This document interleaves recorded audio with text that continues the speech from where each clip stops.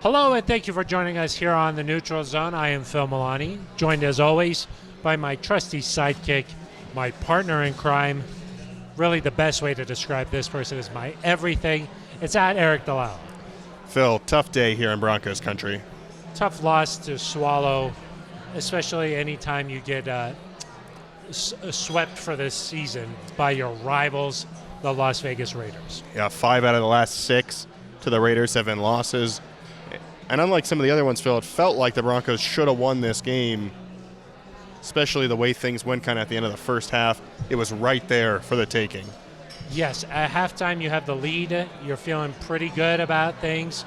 But the Broncos did not score in the second half. No. And in general, the offense just not good enough against the Raiders. And now the Broncos are sitting at 7-8. The playoff chances, Eric, it would take a New Year's miracle. It's not going to happen. I mean, I always try to find, like, this team needs to win, this team needs to lose. It's the odds are so minuscule now because of the Broncos' conference record. That's what it ultimately comes down to, and their division record. And their strength of victory. You cannot, essentially, before anything else, you get ranked based on how you are in your division. And so if the Broncos finish with the same record as, like, the Raiders, for example, they got no chance now because the Raiders have the head-to-head. And so even if you win these last two, in all likelihood, unless some sort of miracle happens. A miracle. A New Year's, a week possible. after New Year's miracle. A week after New Year's miracle. But I think something like 0.3%. It's kind of time to start looking ahead to 2022. Yeah. We'll talk about this Raiders game a whole bunch here on this episode. We'll also just talk about where the state of the Broncos are right now. You know, playoffs or no playoffs, what would a winning record mean for this Broncos team? You know, I think that there's a lot to get into there, just about where's the organization right now, because there's been a lot of talk about, especially earlier today from Vic Fangio, Garrett Bowles, saying this team is close. We'll dive into, are they really that close? And, how much talent is there on this team for them to be talking about playoffs and that type of thing? You think that a winning record would mean something? Yeah, I mean, obviously it doesn't mean anywhere near as much as a playoff berth would, but I think there's something to be said for if you can get a winning record, because that would also mean knocking off the Chiefs for the first time in, 12, 13 tries. I mean, to get that over with going into 2022 would be nice, not have to talk about that anymore. It would mean that you now have a 5-1 record since the start of 2019 against the Chargers. That to me suggests something, and there is something to be said, I think, that, hey, just this team hasn't had a winning record since 2016. It's important to get back in that on that side of the ledger, but ultimately, Phil, around here, we know it's playoffs or bust, it's Super Bowl or bust, and so it's nice, but it's kind of a moral victory in some ways. Yeah, exactly. But I think that it could signify things heading in the right direction, maybe something like that. So we'll get into that, and then I think that we should probably start by talking about Drew Lock a little bit and the performance against the Raiders, where he's at in his career right now, what the situation is going to be like moving forward for these next two games. Where do the Broncos sit at the quarterback position? Because it's going to be kind of an interesting week. Yeah, I mean, we don't know if Teddy Bridgewater is going to be able to play. Drew Lock said on Sunday night, I'm assuming I'm the quarterback until I'm told otherwise. Yeah. Vic Fangio kind of echoed that. He said it differently, but he essentially said Teddy's not playing unless we hear differently. So same result, different way of framing it. But yeah, Drew Lock could get another chance this week, and I feel a little bit bad for Drew Lock the way things panned out. He wasn't perfect by any means, but he didn't turn the ball over. That was one of my bold predictions. No turnovers. Yeah. No turnovers. Yeah, what did Drew you say? You said I said no turnovers from Drew Lock, and boom, it came true. Boom, came true. We thought the Broncos would win. We did. But I think that there were several plays that if Courtland Sutton is able to get to the sticks, if Jerry Jeudy catches a pass, if Alberto catches a pass, you're talking about Drew Lock's performance very differently. Hard to play that what-if game, huh? It is. He just didn't get – nobody did him any favors, but he also didn't – they weren't quite consistent enough. They couldn't build off anything. I think 40-something plays. It's just – you watch the Raiders at times during that game, or any team really, like the Chiefs against the Steelers, And you're like, gosh, it's really easy for them to move the ball. Yeah. And it just, every time the Broncos try to get yards, it's like pulling teeth. It is. The offense It's just tough. not good enough. I mean, I No, think not right now. That's what we heard from a lot of guys after the game. The offense just not good enough. So that's what we'll be talking about on this show here. We should mention that we are coming to you from Breckenridge Brewery's farmhouse. We're working on making it a farm home. Trying to make it a farm home, especially this time of year. And Phil, I know people always care about what we have to say, but tonight, this place is packed. It is. This place is hopping tonight. It's hopping. It's nice to see. It's nice to feel. We couldn't get in, and then Roya came out and was like, "They're with me." Yeah. Roya Burton, of course, podcast supervisor. And they just... And they're like, "Oh, come in." Yeah. Ben And then Swanson's still outside trying to get inside. Ben Swanson cannot get in. No. It's a tough ticket this time of year. Yeah. You know, there's obviously our show, and then there's all these beautiful decorations. It's cozy in here. It's nice. You know, It's nice. It is almost a farm home. We're trying to take our proper precautions, Phil. We're a little spaced out. Probably not, Yeah, we should mention that not we are quite like, 6 feet, but Yeah, close enough. Maybe 4.5. we're distanced. This is like about as far as I can be away from you. Exactly. I'm still your everything. Yeah, you know? exactly. But from the other patrons, we're at least like 20 feet away. Yeah, that's right. Just So- trying to be safe. We're trying to be safe. Crazy times out there right now. It is. If you look at some of the other leagues, Eric, like college basketball, some of these bowl games, the NHL, I think 106 players, Really hard. NFL players today, placed on the COVID list. including Mike Purcell, Yep. Andre Mintz. Yep. There's one other guy. Jonathan Harris on the practice Jonathan squad. Harris, yeah. Yeah. So everybody. Interestingly enough, the Raiders had a bunch of people placed on the list this morning, including 4 defensive starters. You almost wonder if they had been placed on the list yesterday, would the game have been a little different? Oh, it does make you wonder a little Yeah. bit, huh? Very interesting. If you'd like to get in touch with the Neutral Zone, there's several ways that you could do that. The one way that we like the best is probably voicemail. That's right. How do you do that, Eric? You call in to 707 neutral. You leave a voicemail. And that's your phone number, or that's No, it's kind of like Ben Swanson's burner. But you don't have to talk to anybody. It goes You don't straight to, talk to anybody, it goes voicemail. straight to voicemail. You leave a message. We'll play it on the air. yeah. But Phil, if you, nice. maybe you're like in a library, You don't want to yell. and you can't call in. Got it. How would There's you? another way. neutralzoneshow@gmail.com. Yeah, you could leave an email there. Leave an email, we'll read it. That's Probably. a nice way to do it. John Jornad, he loves to do that. That's right. He We left us an appreciate email today, I think. Yeah, he was saying that it's hard to be a Broncos fan right now. He's from Milwaukee. John conveniently brought up that he's Milwaukee. a Packers fan as well. Interesting. Eric, Maybe John, the Hey, John hey. Jornad. I'm just reading the tea I'm not leaves a saying, little I'm bit. just saying. Yeah, I'm not saying. Yeah, exactly. You can also get in contact with us directly at Eric Dalala with an A. You posted something tonight, right? Yeah, if people send some questions in, Yeah. we'll be answering those. I know our friend Cody Rourke. Oh, Cody, yeah. Yeah. He sounds a lot like Adam Schefter. That's right. Also, 2 friends of the show, really. Cody Rourke and Adam Schefter. Yeah, that's right. Let's see, we got a couple other ones rolling in that Oh. we'll get to. Brandon from Iowa, of course. Brandon from Iowa, our Coming good friend. in, Yeah, so. of course. That's a great way to get in touch with the show. That's right. We try to answer. Tom Magnetti does a great job that way. Coming. You wished us a Merry Christmas. Of course, we say Merry Christmas to Tom as well. Yeah, At Phil Milani also. that's right. With a PH. A little bit more. Non-traditional spelling. Yeah, I was going to say, harder to find. That's right. Yeah, just 2 non-traditional. Something I liked, Phil. Brandon from Iowa and Tom Magnetti interacted Yes. with each other on Yes. Twitter. That's the goal of the Neutral Zone. Yeah. Yeah. We're bringing people together. It's less about the episode and the content and more about the friends we make along the way. Yes. You know? Very true. And you could also, if you're watching on YouTube, just smash that subscribe button. That's right. Not live this week. We're not live this week. Whose No. fault? I think that the elf on the shelf lost the live view that we I used think that to was my broadcast fault. live. No, it's I okay. can own that one. That's okay. Sorry. Maybe it's like kind of like the kick at the end of the third quarter. It's like, not your fault, not my fault, just Yeah, happened. It just happened. I just thought maybe there'd be so many people here at the brewery that were like They were just chanting your name. that we're live in person. Yeah, that's right.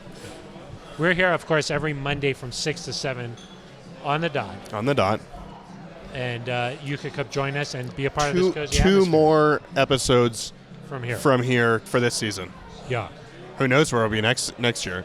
I heard I think they're building us something here, right? Rockefeller Center was interested in flying us out. Eric, maybe the Pepsi Center. Earlier in the year, we used to do this outside. Before it got a little too chilly. And there were some strobing lights. Yep, that was nice. It kind of looked like your report from Allegiant Stadium yesterday. That's right. Yeah, I did a report live on the field. Yeah.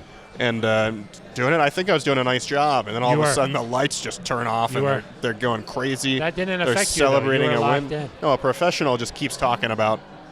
There was so much. Yeah, you're a professional. So many bad things to talk about. I just kept going. You were locked in. Yep. Yeah.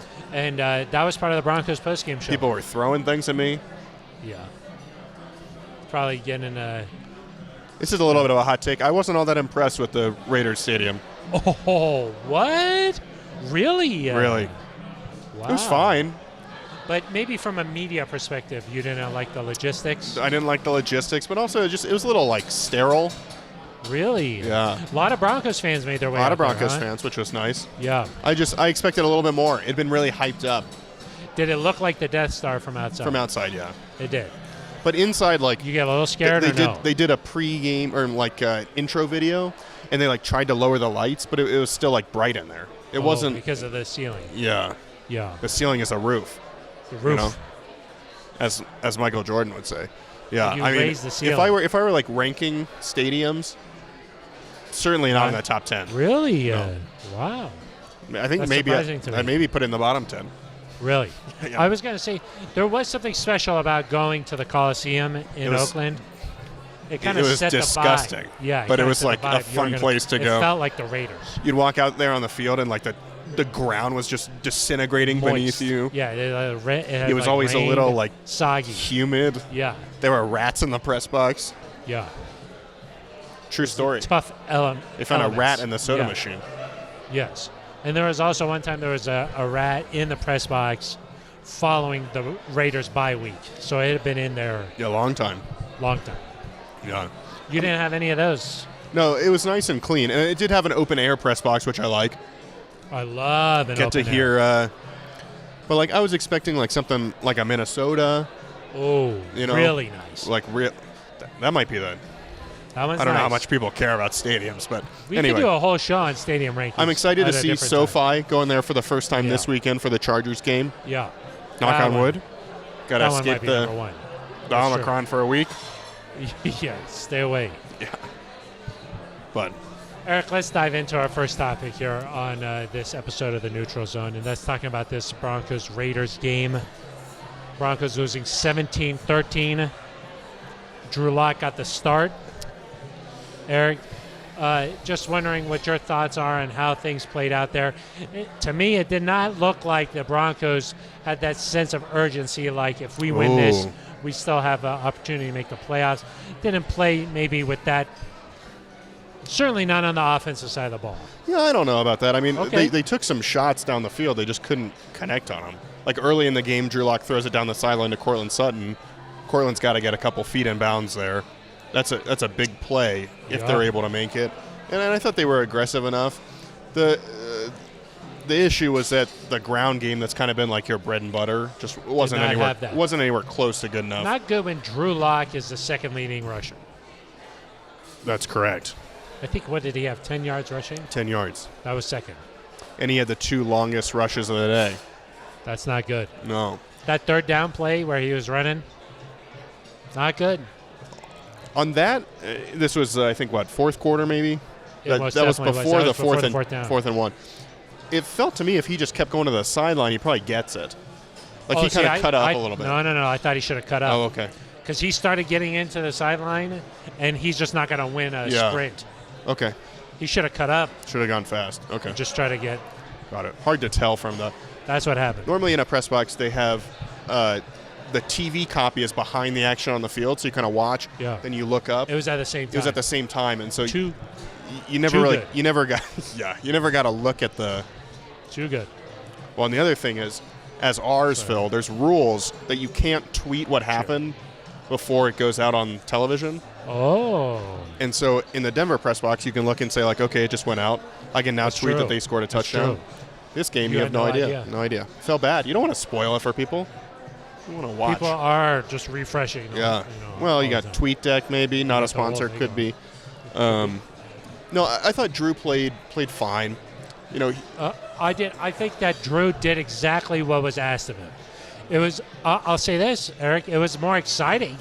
The offense was had a little bit of an edge to it that felt like Drew's personality. He did not turn the ball over. He gave his playmakers some opportunities. I thought that Drew did exactly what was asked of him. I agree. I still don't know that, because with Drew, it's less about, to me at least, it's less about can he be a guy that kind of manages the game, and more does he have the potential to be a franchise guy? Yeah. Because that's what... That was not a franchise guy playing yesterday. That was let's manage that was managing the game. Which I think is what was asked of him. It was asked of him, but I still don't see... I didn't see something that suggested to me, hey, there's a chance that this could really, be an option for the future. I don't think so either. I think he scored 13 points, and 7 of those came from Bradley Chubb. Yes. So they did not score a touchdown. They did not score a touchdown. From 1 yard out, and I was unsure if they were going to score from there. Yeah, I did have a thought where when Bradley did not get in, I was like, oh gosh. Yeah, and so good for Drew to go out there and do what they wanted. I think he's putting good tape out there for whether it's the Broncos or somebody else. But I still get the sense that as you move forward, the Broncos need more from that position. Yes, I agree. They just need a little bit something extra.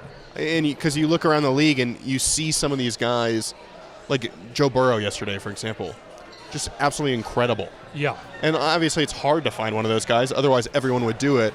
But when you have one of those players, you're going to be good no matter what.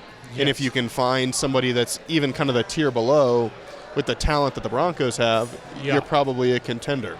Yeah. And the Broncos just need a little bit more. The quarterback's like that position that raises all boats. Broncos need someone that raises people a little bit more. Yeah, I mean, the offense didn't play good enough yesterday. I mean, just no. And it wasn't just Drew. We should be fair. Offensive line didn't block well. There was one play that I think Drew had thrown a nice pass to maybe Tim Patrick or something. Next play, Dalton Reisner whiffs on a block in the backfield. And I think it was Melvin Gordon gets tackled for a loss of 4. It was 2nd and 2, and he gets tackled for a loss of 4 yards. And it's like, you could tell in his body language, he was just like, what am I supposed to do? Melvin. Yeah. There was some frustration building there. There was a lot of time the Broncos were just kind of stuck between the 40s almost. Yeah. They would make that play to get to the 50-yard line, and they just couldn't get closer. Yeah. The defense had a nice day. 3 turnovers, but could not get the stop when they needed it at the end. Yeah, I mean, it wasn't the defense's best day. No. Because they gave up 160 yards on the ground, especially in the second half. Give up a long touchdown drive. Give up another drive before the strip sack. But I think the sign of a good defense is that when you're not having your best day, you still find a way to make plays. And it was their most takeaways of the season. They still held them to 17 points. And there was this conversation on Twitter Vic Fangio's defense, the points per game looks good, but they allow too many long drives. No, if you allow 17 points a game, you should win a lot of football games. Certainly more than the Broncos have won. That should have been enough yesterday. Yes. Especially you're going on the road. You're facing Derek Carr. Hunter Renfrow made a tremendous catch over Kareem Jackson. That was a really nice play there. I just think that asking to do more than 17 points for the defense, that's just asking too much. They had the takeaways. They set up that long Brandon McManus field goal that he missed. I mean, it was just not good enough, not clean enough. And this Broncos team has a very thin margin of error.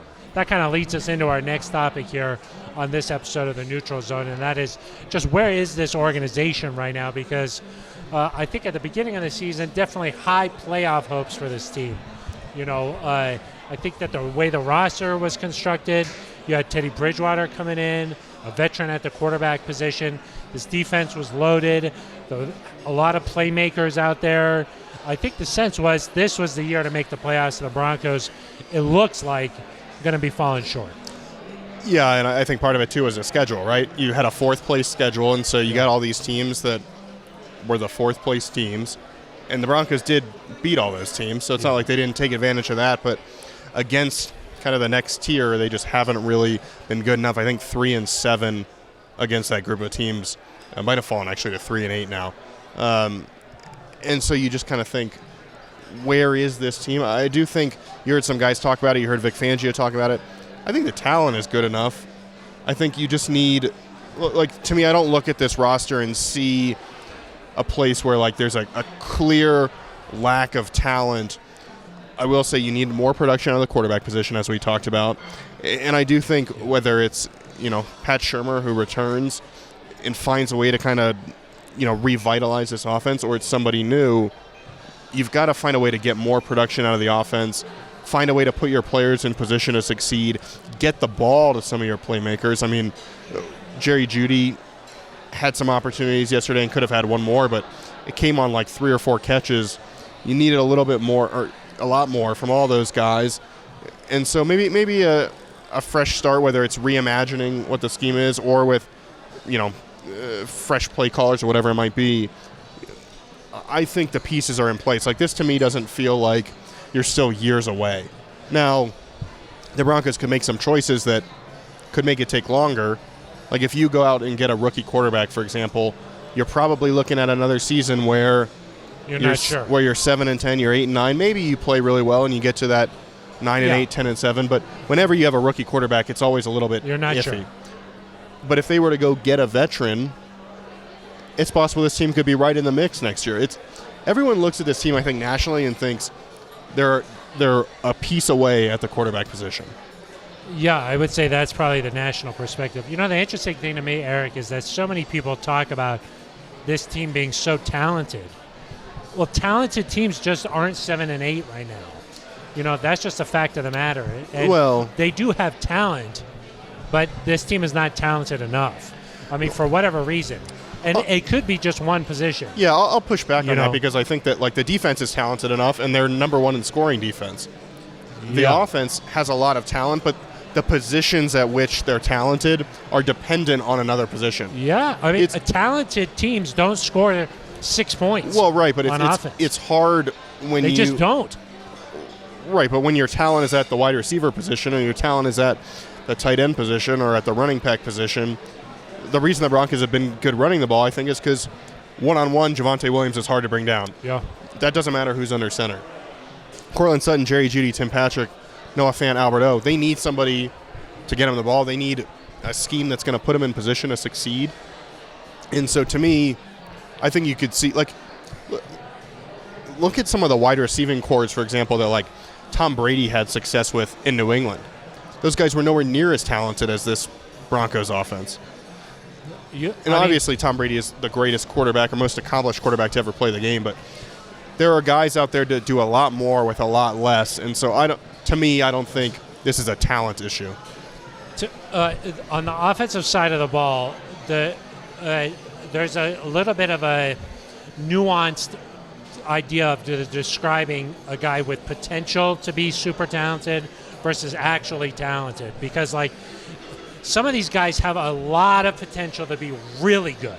I'm talking about guys like Noah Fant, Jerry Jeudy, Courtland Sutton. Those guys have the ability, and I would label that more as potential, because Courtland Sutton has the potential to be really good, but the stats don't back that up as talent. No, right? At least right now. I think you're talking more about talent versus production. Yeah. Like, talent is ability. I haven't seen it yet. I mean, you're talking about drop passes for touchdowns. I mean, Courtland Sutton. We're talking about Jeudy dropping passes. Had a 1,400-yard season, 1,300-yard season. Had that huge. I mean, Albert O has a lot of potential, but he dropped that pass yesterday. I mean. Well, but I also think that you watch. I don't want to just use, like, some of the league's best offenses, but you watch the Packers, for example.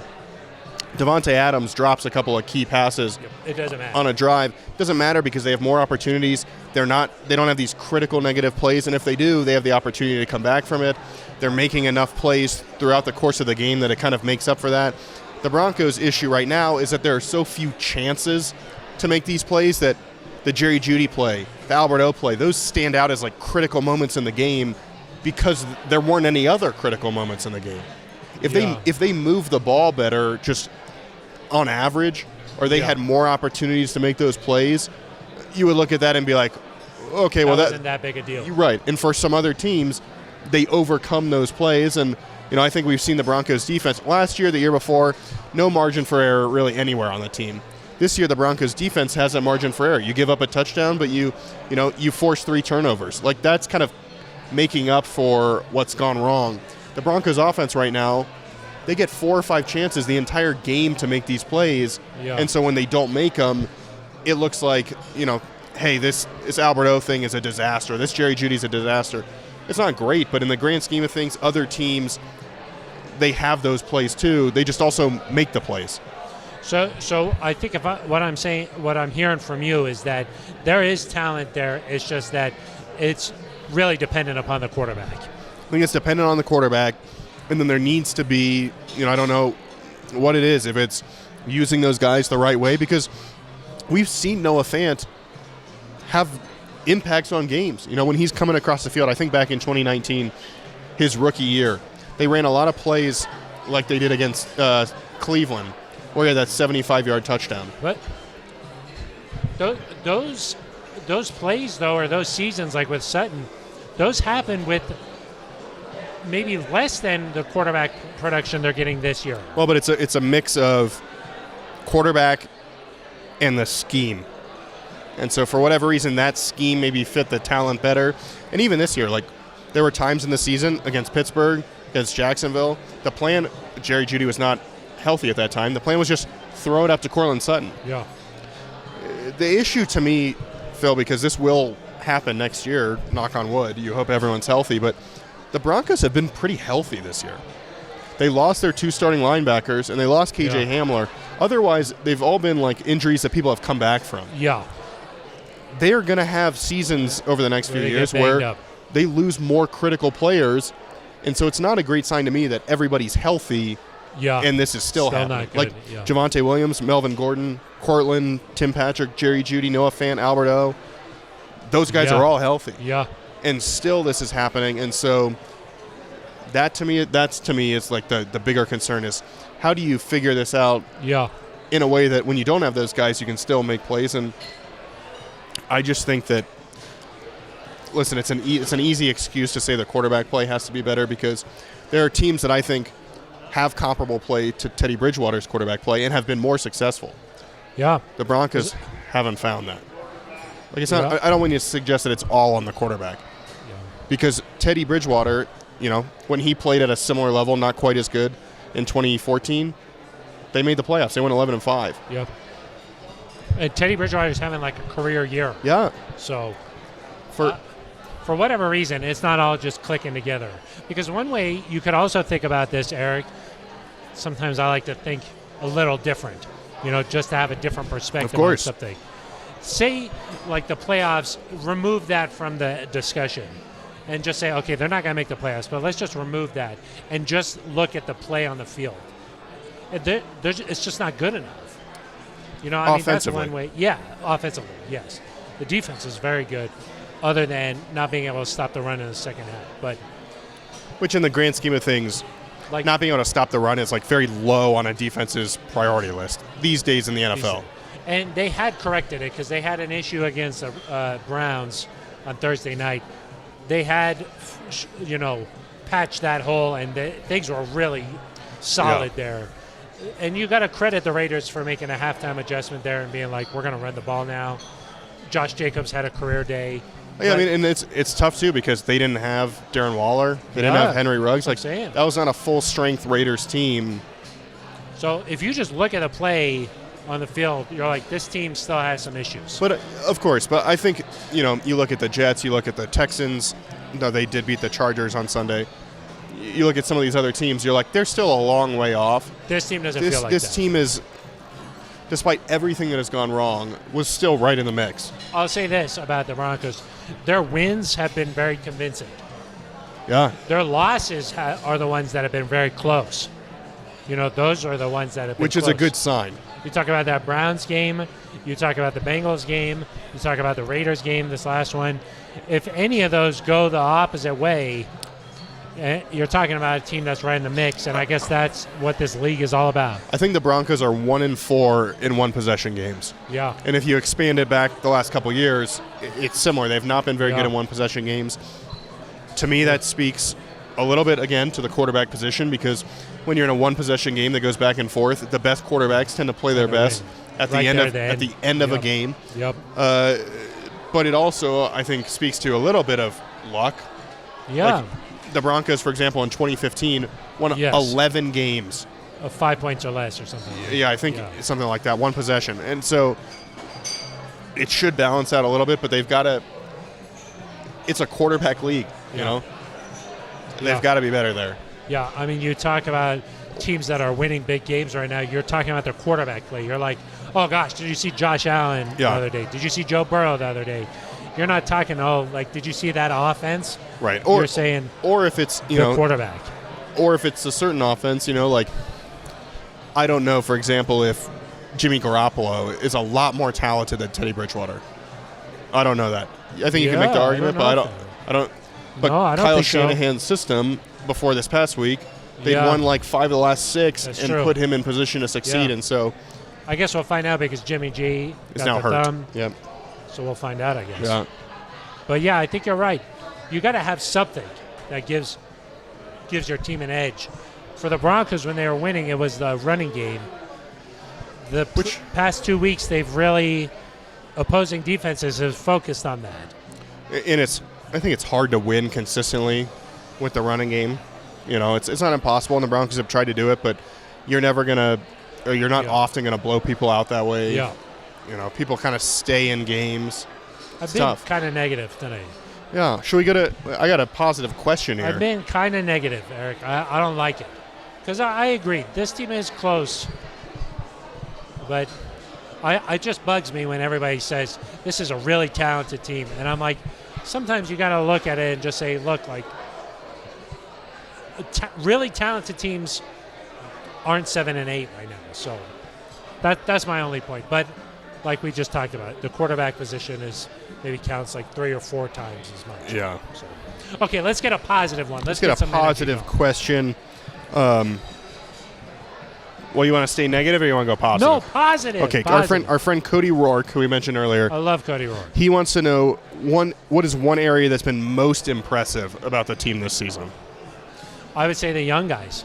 Oh, yeah. I do think that the Broncos have a cornerstone cornerback, a franchise guy who's going to be here for a very long time, in Pat Surtain II. He's shown that he's everything the Broncos thought that he was coming into the NFL.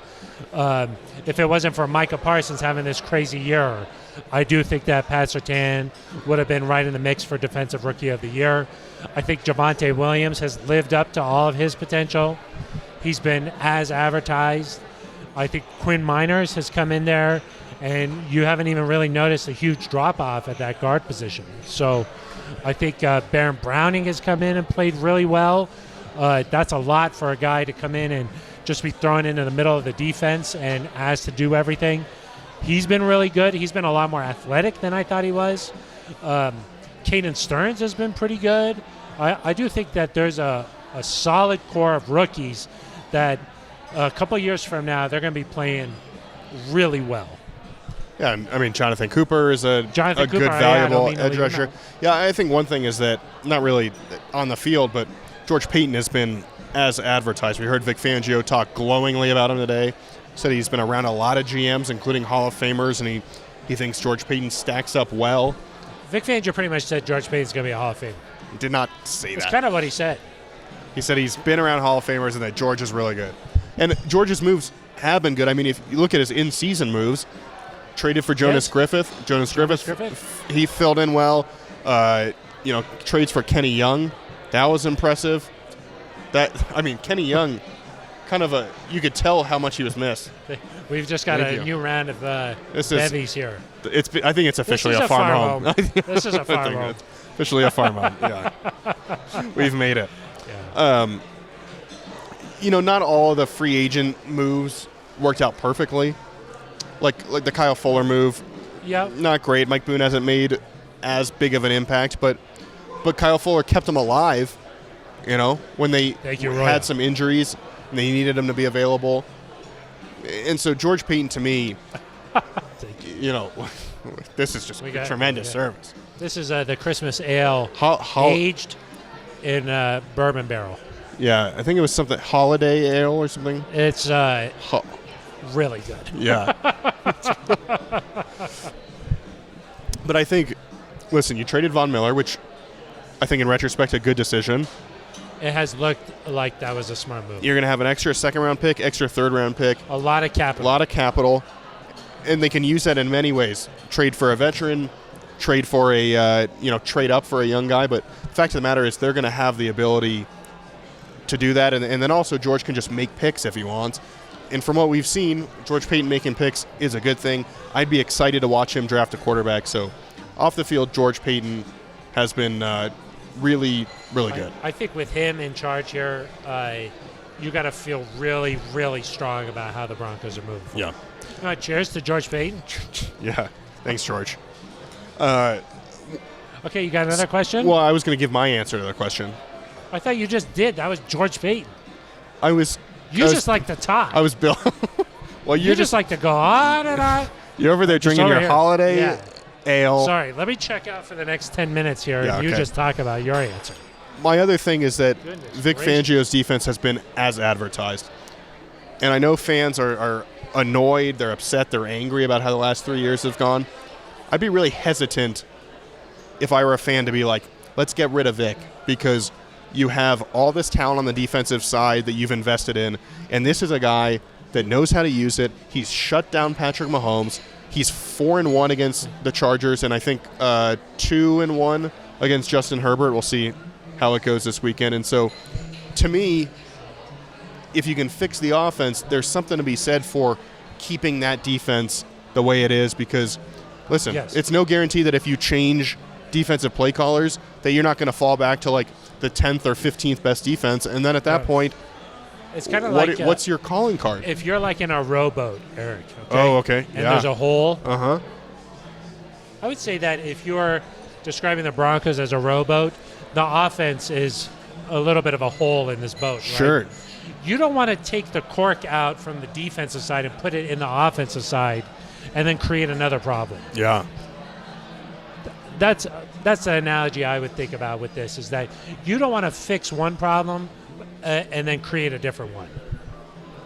I would just think about it that way heading into the offseason. Now, are there things that need to improve? Like, you can probably find a way to improve at challenges, some of the game management things that we've talked about at times. Yes. But listen, Vic Fangio is going to get a job in 5 seconds if he's not with the Broncos next year. As a defensive coordinator. Correct. Oh, he would be the best defensive coordinator in the league. And so, to me, when you have Patrick Surtain, you've invested in Justin Simmons, you have Bradley Chubb, you have the fifth-year option, you have Ronald Dart. Like, you've got all this talent. You want someone that knows how to use it. Joe Burrow yesterday threw for like 500 million yards. 525, I think. 525. A week earlier against this Broncos defense, he looked... I think it was... I could be wrong. It was the fourth highest, I think, ever. Might have been the fourth highest of the season, but I don't think that makes any sense. I think 525 is the fourth highest But a week ever. earlier against this Broncos team, not even average. Close to the same guy. Less than average. If it were not for one busted coverage that kind of came on like a fluky he would have play. thrown 100 yards. Yeah. I think he threw for like 152 yards. There's this stat right now about what teams do the week before they play the Broncos and after versus when they play Denver. Justin Herbert, same thing. The next week he just went crazy. Yeah. Jalen Hurts did the same thing. Mahomes both times in Kansas City has not beaten you. Listen, I think there's something to be said that if you get a guy in place that can make this offense go, whether that's at the quarterback spot, the play caller spot, whatever, we'll have to see what they decide to do. But I wouldn't mess with the defense. You just got to fix the offense. Because there's only a couple guys in the league that I think are as good or could do the same thing. Yeah, very, very few. Vic is very talented defensive play caller. Yeah. Very talented. It speaks to his veteran presence. He's been in the league for so long, pulls the right strings. He's obviously got a talented roster on that side of the ball, but he's doing this without a pass rush. Talent? They're 7-8. On the defensive side I'm talking about. Talented defenses don't go 7-8, though. Some do. This is a talented defense, and I think that Von Miller is still their second in sacks on the team. Wrong. Draymond Jones is first, right? Wrong. Tom Magnetti appreciated that last week when you dropped like a cold hard fact and then you were immediately corrected. Draymond Jones is first. That's right? correct. 5.5. 5.5. Yep. Von has 4.5, right? Correct. That's not second. No. Malik Reed. There you go. 5. Yep. Good. I'm glad that you're. I'm glad you're paying attention. Yeah. Good. You're like emotionally, it feels like Vaughn is the. It does feel like Von is a second leader in sacks, but Malik Reed, I guess. Yeah. Bradley Chubb has been hurt. I'm really glad that Bradley Chubb made that play yesterday because He played pretty well. he's got to boost that speed a little bit. He's got to score a touchdown there. Oh. Man, he was 25 yards out. A running back caught him, right? He's got to score a touchdown. Big-time players make big-time Bradley's plays. that was a Chubb made big-time play. big-time He play. jumped into the air He's and gotta make a batted it touchdown. up, and He's then gotta he make a caught it. touchdown. That was athletic. He even said after the game, he's like, I got to score there. That was an impressive play. Really impressive. Defensive play of the year, or not since they lost? Yeah, I'm trying to think about other crucial Justin Simmons interception. Yeah, Surtain in the end zone against Herbert or the pick six. No, that was Simmons an against individual Washington. play. That was probably the highlight right there. What about the Surtain interception against Jacksonville where he kind of threw his feet down? That was a nice play. Nice catch, but not as nice as Not as Chubb. nice, okay. Not as nice as Chubb. I agree with you. Great Chubb play. is. I mean, Shelby Harris better watch out. Best hands in the league. Oh. Yeah. Shelby Harris played a nice game. Really I nice do game. feel for guys when, they go up to the press conference podium, and like Shelby Harris played probably his best game of the season. He had a strip most sack. definitely did. He didn't even get asked about the strip sack because it just doesn't really matter. Shelby's in a got loss. long arms, huh? Yeah. Well, he just blasted Carr. That was really good That was yesterday. Derek Carr's. This is going back to Chubb. Derek Carr's third interception over the last 11 games against the Broncos, and 2 of them were last year in the finale. He's hard to force into mistakes, and the Broncos forced Carr's 3 much turnovers. better than people give him credit for. And the Broncos forced 3 turnovers, and they still lost. That is, Yeah. I think I saw something since the start of 2020. This is kind of like a Phil stat. I'm not sure if it's right. I'm not sure if it's true.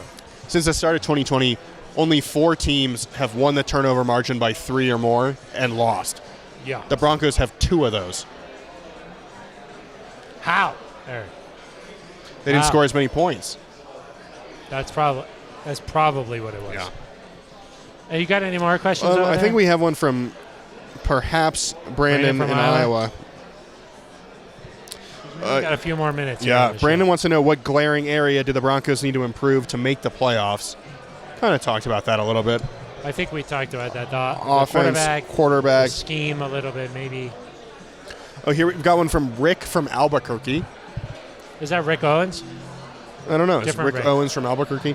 I'm He not wants to sure. know, what does the future hold for Drew Lock and Teddy Bridgewater? That's kind of what I was trying to get at earlier. Oh. That's what I was trying Well, to should get we at. go all the way there? You want to go all the way there? I think so. I have to finish this beer first. Yeah. I would say that for Drew, that was a positive game in terms of being able to do what coaches asked you to do. Now, the problem is like, should coaches be taking the training wheels off him and just say, you just go out there and be Drew Lock and let it rip? Because we've seen what that looks like. We have seen that. And we saw yesterday a Drew Lock that was prioritizing, Yep. not At Holiday turning the ball Ale. over. Sunday's Drew Lock looked a lot Could more win a lot like of games. 2019 Drew Lock in He can terms win of a lot of games that way, but he can win a lot of games that way. you can win a lot of games that way. If your playmakers around, you make a couple. Just like we talked about, if you make some of those catches, you're talking about a different game. When Drew doesn't turn the ball over, he's pretty good. Yeah, but I don't know. I think you still need more. Like to consistently win games. I'll say yesterday the Broncos did not play complementary football. Okay. When the defense got a takeaway, the Broncos did not build on that momentum because in reality, that game should have gotten away from the Raiders. Yes. Like the momentum should have just continued to compound, and the Broncos should have just dominated. And there was never that sense it was going to happen. That never happened. Here's a question. Did the Broncos stick with the run too much? Oh, no. How many times did they run it? Like 18 times, maybe? Yeah, maybe not even that many, 14 or 15. But there were times when, like, they'd get a big play through the passing game, and then on first down they'd run it and get stuffed. And, I don't know as much as an offensive coordinator. I don't know as much as these people on the field. But I'm kind of thinking, like, remember early in the year, Dallas versus Tampa? When Dallas realized they couldn't run the ball. That was the first game of the season, not just earlier in the year. Well, it was earlier in the year. Yeah, but it was the very first They game. realized they couldn't run the football, and they just threw it every down. They're kind of like that, though. The Cowboys are like that. But I almost wondered, like, hey, should you just put this game in Drew Lock's hand? Because Drew Lock didn't throw the ball that many times, right? Yeah.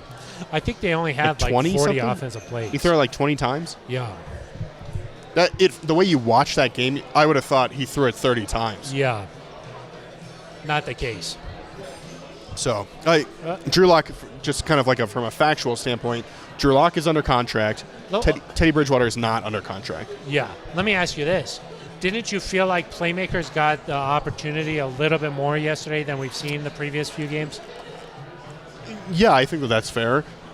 But I mean, that was the case. I felt like Judy was more involved. Of course. Sutton had the big fourth down play. Albert O had the chance. Fant had a couple of catches. But when it, like you see that and you're like, okay, this is a step in the right direction. And then you look at the scoreboard and you realize that they scored 6 points. Yeah. Or, you look at the time of possession or you look at the number of plays or the third down and you're like, well, not good enough. What does it really matter if, like, Jerry Jeudy got the ball a few more times if you're 1 for 10 on third down? The third down killed him. Let me ask you this, Like, it felt a little more exciting, but then you look at the numbers and you're like, it wasn't. It wasn't. Because I thought that as I was watching, I was like, could Teddy have pushed the ball like this, or would they have pushed the ball? And the answer is probably not. Oh, you don't think so? Because Teddy does take some shots. They just missed on him. But I just think that, like, maybe the plan's a little different if Teddy's in there. Yeah. Some shorter passes and maybe gain some yards. Teddy's good at finding kind of a profit sometimes. Are you okay? Yeah, something flew in front of my face. I'm like a ninja. Yeah. But then you look at it and you're like, okay, well, Teddy's had more success more consistently. What were you going to ask me? I was going to ask you, why do you think the wide receivers weren't running to the sticks? Because on third down, it seemed like a lot of times it ended up being like fourth and very short. Yeah. I don't know. I don't know if that's an attention to detail thing from the wide receivers. I don't know if that's coaching. I don't know if that's play call. Those are all three. Those are the three options. It's either the player, the coaching, or the play call. This is a game of details, Eric. If Jerry Jeudy runs the route to the sticks on one of those, they get a first down. They keep the chains moving. Gotta go a little past the sticks and then come back to the ball. Yeah, it's like where you get hit. And it hits your you should be past hits your the little sticks. tummy for the first time. They'll generally give you that spot. Yeah. If it's even close, and Jerry's was clearly not close. Yeah. The other thing is but there was a few, not just Jerry. That happened a few times. The Cortland catch, he's short of the sticks, and then you have to realize if you're Cortland, if you just take the hit, fall. Well, yeah. But even if you don't fall, if you just take the hit and you're pushed backwards, they're going to give you that spot. Cortland turned around and tried to work back to the line, which I know he's trying to make a play. But when you do that, you reestablish where your forward progress is. And instead of fourth and inches or fourth and 1, it's fourth and 3 or 4.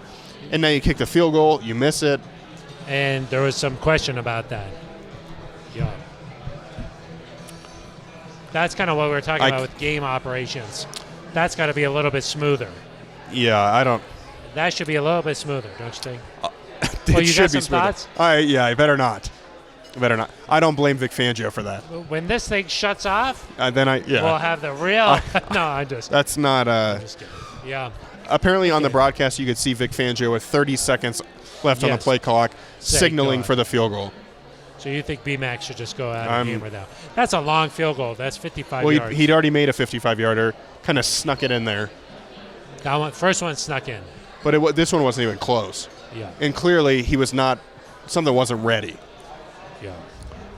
I don't know. BMAC from just I didn't see him on that play. Normally, as soon as there's a fourth down, BMAC's halfway. He's halfway out on the field. That's true. He's ready to rock. So, I don't know. Here's a question for you. Put me on the hot seat a little bit. Put you on the hot seat. I love put you the right hot there. seat. Yeah. Let me crank it up. Let me crank it up. Well. Who is more likely to be on the roster in Week 1? Drew Lock or Teddy Bridgewater? 2022. More likely to be on the roster? Yeah. I would say Drew, just because Teddy is not under contract for next year. But I will say this, though. I think that Drew is probably better as a starter than as a backup. Got it. If you want like Drew to just be Drew and let him be who he is and the playmaker that he wants to be, I think that his talents fit a starter a little bit better than they do a backup. You could just sense this from him. Drew wears his emotions on his sleeves a lot. Yeah. And having been around him for 3 years now, you get to know the guy a little bit. You could just tell Drew is a little different this week. Yeah. No. You know, getting all the reps out there at practice, getting to be the guy. And he said even after the game, said I needed this. Yes, he was said like, I needed this in my life. Yeah. I love that. He was just like leading the guys and that kind of thing. You could just tell that he's an alpha. Eric. Yeah. Backups don't tend to be that kind of alpha guy. And he's that. And it's true. Whether or not Drew is good enough to be a starter and lead a team to where it wants to go, that's a bigger question. But he just fits the profile of being a starter more than a backup. But I will say just because he's under contract, more likely to be on this roster because I think that Teddy, having had a career year here, he's probably this offseason thinking, okay, this is my time after playing my best football. This is my time for a football team to really go out and show that they really want me. Yeah. I'm not sure if the Broncos are right there. Yeah, I don't know. I think the only reason maybe it could be Teddy is if the Broncos go rookie quarterback, you're going to want a veteran there to maybe start the year, to be that sort of role model. If they draft a guy. Yeah, if they go rookie quarterback. And just because they don't have a veteran under contract, it could make some sense just to bring Teddy back since he has familiarity with the building. He knows, the players. Yeah. He knows it, like, he has a connection to George. Like, he hasn't given any indication he wants to leave, so you would have to re-sign him. But Teddy kind of profiles as the guy that would be a good mentor for somebody. Yeah.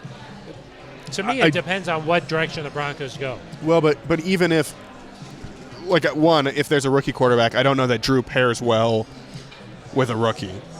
Yeah. The other thing is if you go and get a veteran, at that point, if it's a trade, is Drew included in that package? Do you send him somewhere to get picks to help that get done? I don't know. I mean... Well, let me ask you this. Let me put you back on the hot seat. Yeah, back on the... Does it feel like Drew's going to be a franchise guy here in Denver? No, I would be surprised at that point. At this point, if that happens. I'd be surprised. That's not a shot on Drew. I mean, it's hard to be a franchise guy. There's 5 of them in the league, or 10 of them in the league, where you're really like, this guy is the guy. And the other thing is that Drew does not have the luxury of having a 5th-year option. No, time is not on Drew's side. Correct. Here's one other thing that I thought was interesting. A fan tweeted at us or me and said, if you were going to go if you were going to go 7-8, you should have just started Drew the whole year. Because now you don't know what you have from Drew, and you're not making the playoffs. I think you know what you have from Drew. I think it's very easy in retrospect to say, oh, we should have started Drew the whole year because we're 7-8. They started Teddy because he gave him the best chance to win. And if a couple games go your way, you're in the playoff mix. And so I don't think it's fair to say that, like, they made the mistake by going with Teddy. They thought they could get to the playoffs with Teddy Bridgewater. They almost did get to the playoffs with Teddy Bridgewater. Yes. If a game against a beaten-up Cleveland team goes the other way, if you complete one pass in the end zone against Pittsburgh, like, this could be very different. There's 3 games in my mind that determine this Broncos season. Okay. The Browns game. Yep. The Bengals game, and then, of course, this Raiders game. Not the Eagles game. I don't think so. Because if Melvin Gordon doesn't fumble, you probably score that touchdown and win the game. When we talked about it that week, we were talking about the Eagles like they weren't that great of a team. Yeah. They have a better record than the Broncos right now. You still got to beat those teams. Yeah. At home. The Broncos have not looked like a different team at home than on the road this year. I would agree with that. They have not looked like at home they were unbeatable, and on the road they had some struggle. I would say that's not been the case. A good improvement the Broncos have made is that they've beaten the teams they're supposed to beat generally, which in the past few years has not been the case. They took care of business against those teams. Those bottom-tier teams. Probably should have beaten the Browns that game. Yeah. I mean, if Teddy's not hurt in that game. He's banged up in that one. It's tough. He's banged up. I think my overall thought is that there are some teams in the league, Phil, they're not even close. If the Broncos make a couple key moves, they make a couple moves. They're really close. They're close. I'll say this. They should have been a playoff team this year. Wow. And they're really close to being like Super Bowl contenders, if you ask me. Wow. Because when I think about it, I don't know that they should be a playoff team. No, they should have been a playoff team this year. Okay, but this defense is like top 3 in the NFL, and this offense has the potential to be much better than it showed. They should have been a playoff team this year. They should have been. They should be better than the Chargers. Oh, you think it should be better than the like Chargers? The Patriots. Wow. Yeah. Wow. Yeah. Because the Patriots are in a very similar situation. Really good defense, rookie quarterback. The Broncos have a veteran the greatest quarterback. head coach of all time. Yes, but they're in a very similar situation. See, to me, I don't think they should be better than the Chargers because the Chargers have a franchise top 5 quarterback. Yeah, but their defense is not as good as the Broncos. No, it's not as good, but still talented. And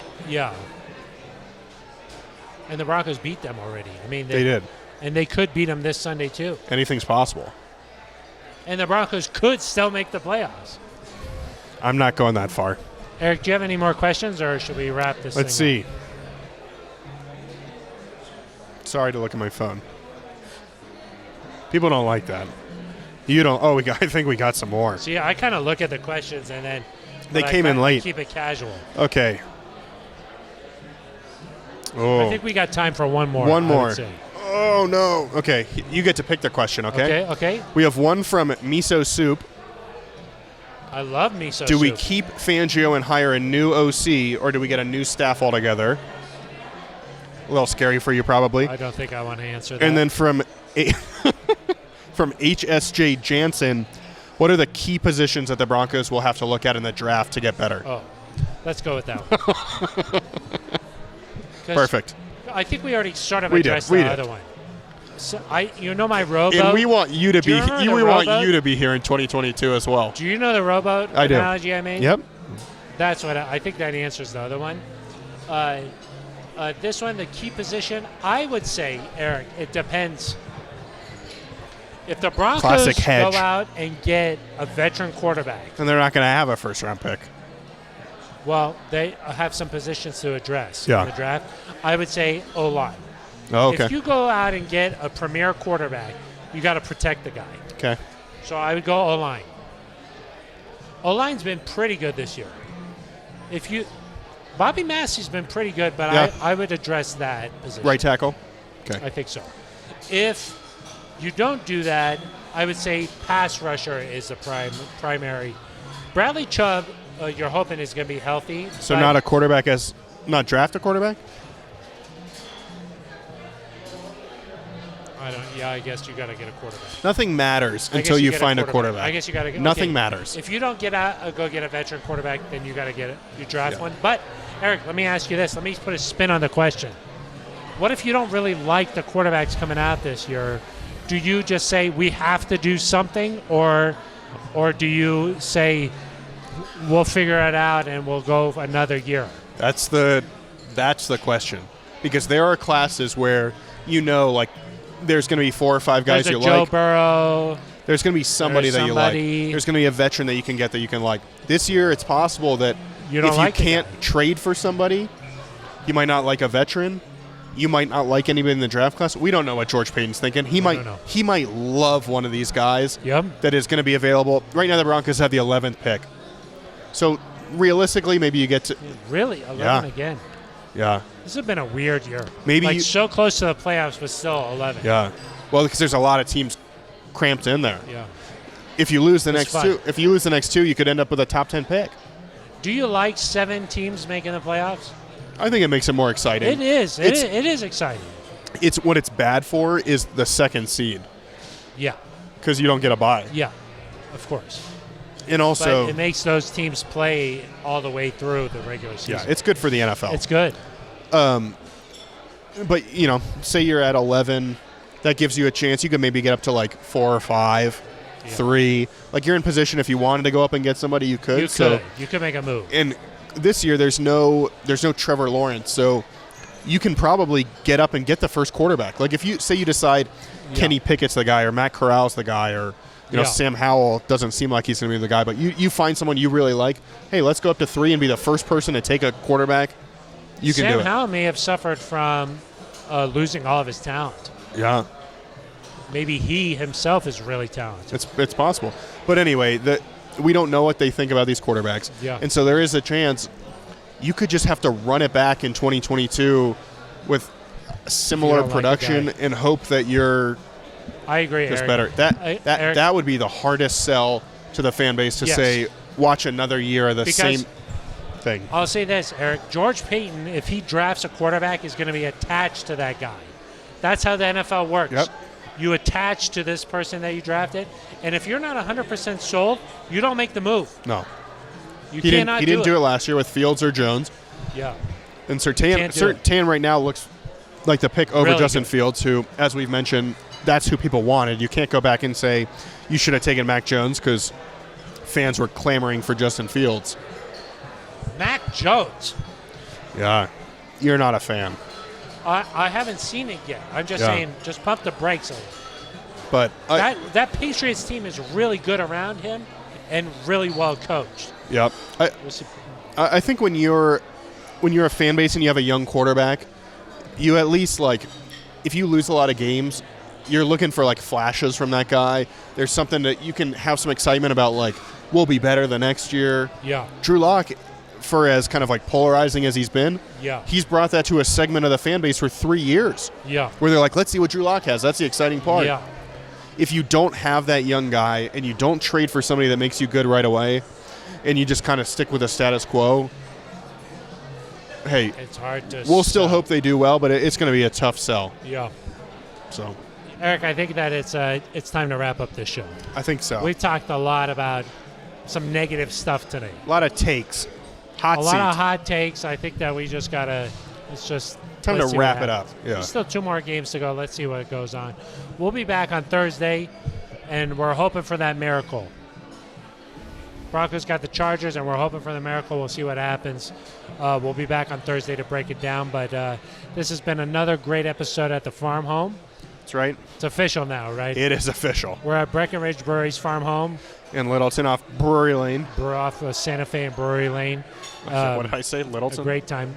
We're in Littleton. Yeah. Yeah. I think I said off Littleton. Off Santa Fe and Brewery Lane. That juicy These IPAs they juicies. get into. They'll get you. But yeah, it's time to wrap up the show, Eric. We'll be back on Thursday to break down this Chargers game. Until then, for Eric Dalala, I'm Phil Milani. You've been listening to The Neutral Zone.